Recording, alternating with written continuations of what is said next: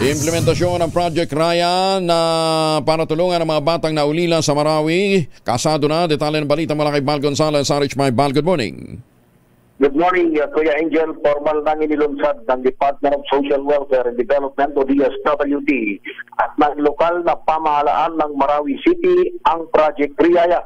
Itong proyekto ng DSWD na naglalayong magbigay ng mga serbisyo at proteksyon para sa mga batang ulila, inabandona, pinabayaan at mahihirap na nasa ilalim ng pangangalaga ng mga toril o ang mga pribadong institusyon sa lungsod ng Marawi. Pinangunahan ni DSWD Secretary Rex Gatchalian at mga local officials ng Marawi City ang paglagda sa Memorandum of Agreement o MOA kasama ang mga opisyal ng National Commission on Muslim Filipinos o NCMF.